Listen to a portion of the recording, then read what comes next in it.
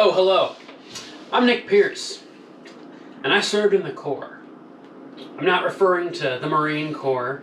I'm talking about a much more hardcore Corps. The AmeriCorps, as a matter of fact. FEMA Corps, as a division of AmeriCorps, a lot of corps, is the service program I went into after college. Well, there, I led a team of people in disaster zones, worked on hurricanes, had my life torn apart like Harvey tore apart Texas, and I was in charge of feeding a team on a budget of $4.25 per person per day. Now, that's a tall order when you think about it. I had a team of 7 people, which meant I had 8 people times $4.25. This whole thing was a lot even harder because I was bad at math, and still am. But I found a way to do it on the cheap. You can easily take roughly 50 cents worth of ramen noodles and turn it into a meal for 8 people that works really well on a very cheap budget. So that's what we're going to do today. A Japanese person I know once told me that this translates to Gaijin noodles, which he said means smart and thrifty.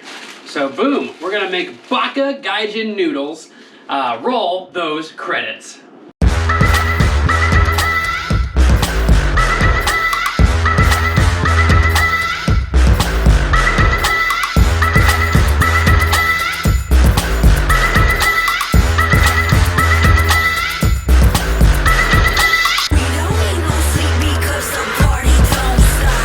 The first thing you're going to want to do is not actually get your noodles up there. You're going to want to prepare all your ingredients. I like to use mine with a couple of fresh veggies. So you take a fully sliced up onion, slice it like this, I don't know what that word's called.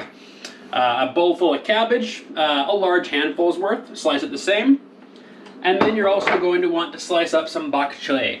Bok choy doesn't have a huge rep here in the Midwest, so I'm going to show you what it looks like. You can find it at any Hy-Vee or Walmart, which means it's probably most places as well. It is a large bundle that looks sort of like Napa cabbage of leafy greens. It'll be clearly marked. And then the leaves go on like that. So it's pretty big. It's got some heft to it. It's about football size once you cut most of the tops off. So we're going to use this for another project later on, maybe. And we're only going to use the top leaves of it today. These you're going to just chop up. I've already rinsed them off, so I'm being safe. Be careful not to slice your thumbs again while cutting these noodles. Oh, you never saw the way to cut, huh? Wow, how do you cut it? Keep your fingers like that. Yep, that way nothing is sticking in front of the blade. That would explain why I did that last time. Yep. Well, live and you learn. Or in my case, live and try to learn. So, once you've got those all prepared, you're going to want to take your noodles. Open up each pack. Gently like that. And then you're going to want to throw these into the pot. But first off, where did I put my pan? Make sure that it's heavily sprayed down. You're going to have some time boiling. You should use a regular pot for this. I don't have one. So you're going to want to put that right there. Actually, I'm going to break it in half. Keep the flavoring pack separate. This is very important that you do not mistreat the flavoring pack. Boop.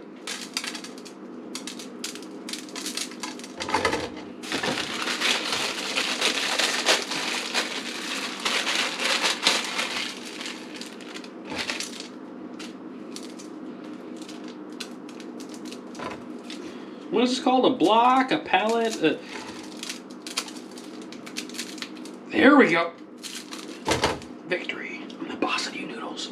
Anyways, the next thing you're going to want to do is take all 3 flavoring packets. You're going to want to get some kitchen shears, and you're going to cut it right along the big side of the foil, leaving just a little bit of a way for the flavoring packet to get out, okay? You're going to want to do that on all 3.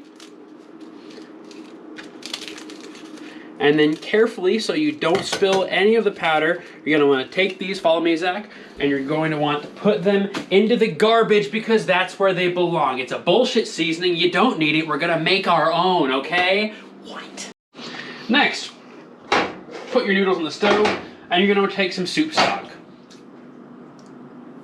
Fuck! Anyways, you're gonna want to take your soup stock. I use water with just soup stock that I mixed in, and I've got about 4 cups worth right here. We're just gonna want to ladle that over. You really can't have too much or too little. You can always take some out if you need to. So just dump that right in there.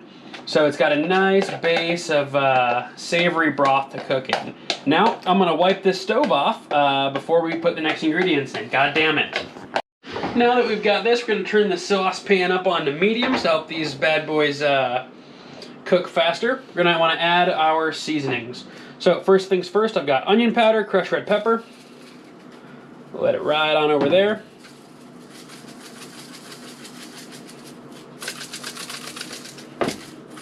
Nice and zesty. A little bit of ground ginger. A little bit of ground white pepper. Most of these you can buy 4 for $5 or 5 for $4 at Hy-Vee, so you have one of these ready to go on the road. You can also just make this very easily scaled up into industrial size amounts. So there's a little bit of garlic powder on there as well. And then we're going to give it a nice little, I don't know what's going on with this thing, a nice strong dash of the hipster heroin.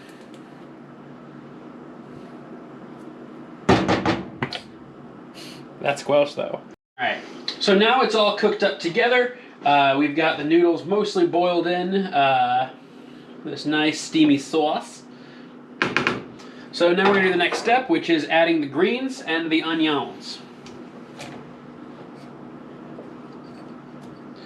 Toss those in, and then we're going to stir those in as well. And the cool thing is, this not only is really high in iron and a lot of nutrients and whatnot, really the leafier a green, except for lettuce, the better it is for you. But since there's a lot of water in these, it's going to cook down as they wilt, so the overall volume of this will go down once I cap it. So, right before that, we're also going to grab 3 eggs.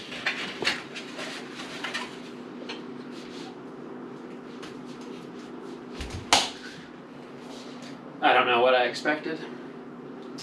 We're going to grab 3 eggs, and then we're going to put those in a second. We're also going to add in a little bit of sweet chili stir-fry sauce and marinade. Really, any sweet chili sauce will work. My personal favorite, if I have it, is May Ploy. Don't put too much in, just a light drizzle over the top like you're seasoning a salad. Wait, dressing a salad. You dress salads. I am a silly goose. Next up, we're going to crack some bad boy eggs. Now, what makes these eggs bad boys, you ask? I don't know. Let's just say they're Hurricane Katrina deniers. Which is not a conspiracy theory, but it should be. Not that, like, the government didn't have anything to do with it. They totally did. They left the Ninth Ward to drown.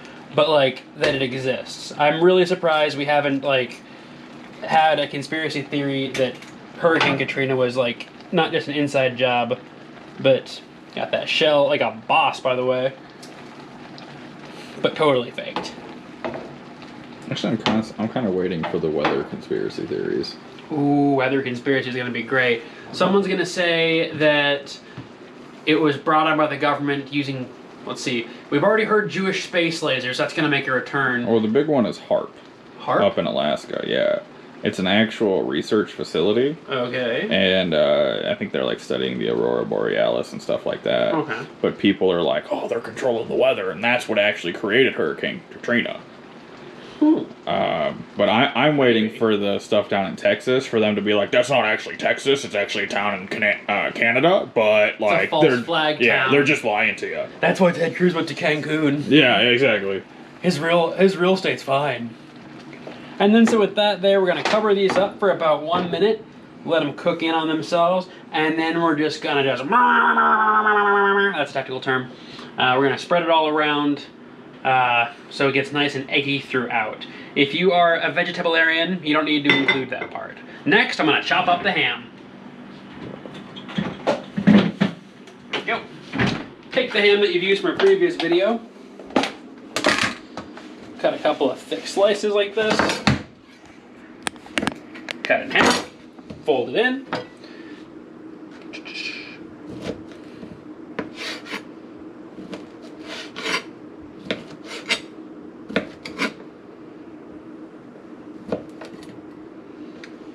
And then you're going to want to just do that same thing again. into thirds. You get a nice sort of off cube sized pieces of ham, and then we're gonna go throw it back over here. See, the eggs already have a nice little thing on top. Put the ham in, and then give it a nice big stir. Don't worry about breaking up the yolks. It happens, and that's no yolk at all.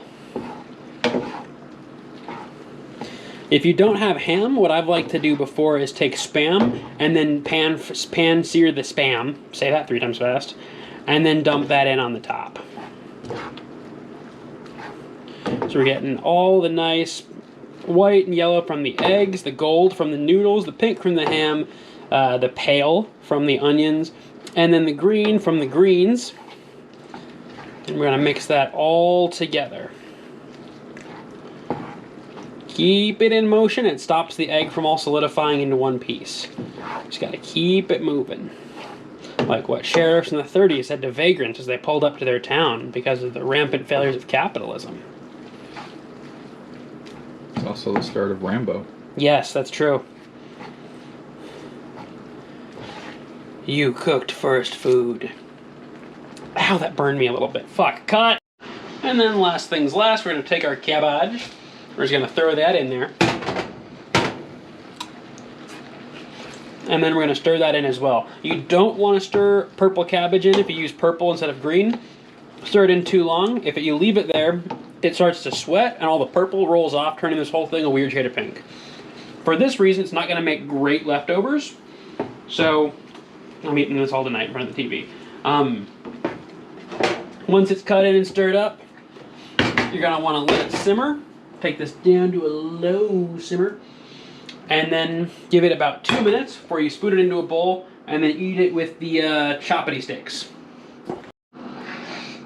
Now that it's all good, we're going to take this, spoon a heaping portion of noodles up into this bowl.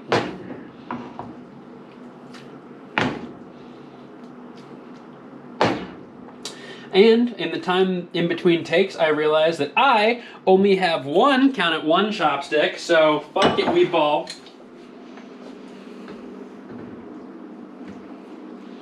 You're left with a nice, hot, steamy bowl of noodles that you can eat with your choppity sticks. God damn it. That's close enough. Bon appetit. I want hot.